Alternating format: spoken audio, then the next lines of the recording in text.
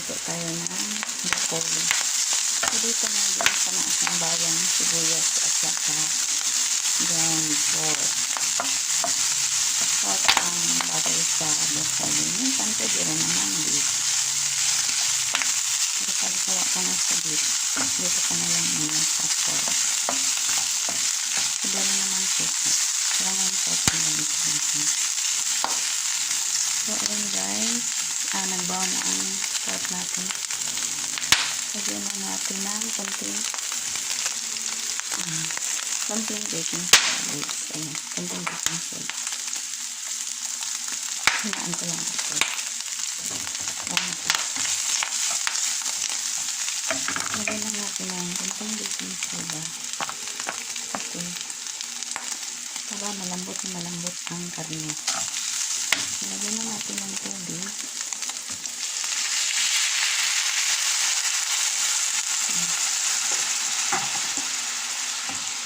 Bubula yan siya guys. Ibig sabihin nagre-react na yung baking soda dyan.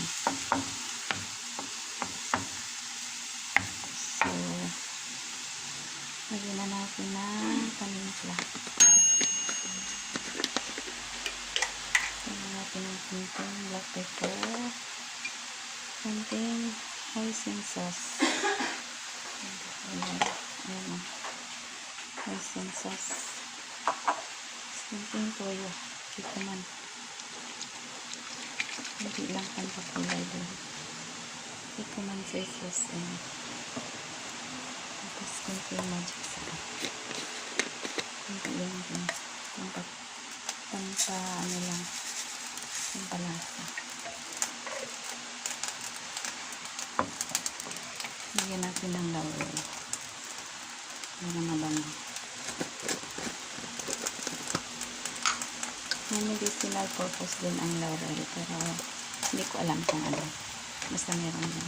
Yung peppercorn, yung bunga nito, alam ko ano yun, gamot yun sa ubo. Pero itong dahon, baka anti-diabetic yan kasi mapait. Pero hindi yan siya papait. Ngayon. Kasi ano,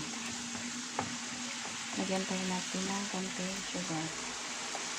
Kung gumagamit kayo ng baking soda, kailangan ng pambalance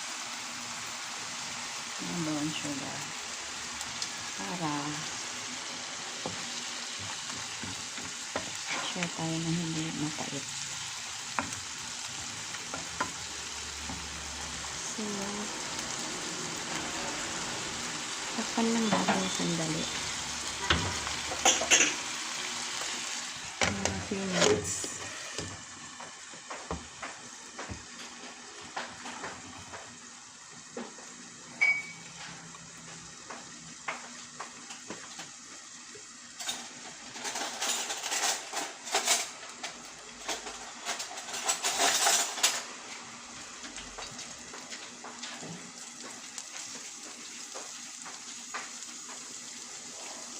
Ilagay ko luto ng ating pork.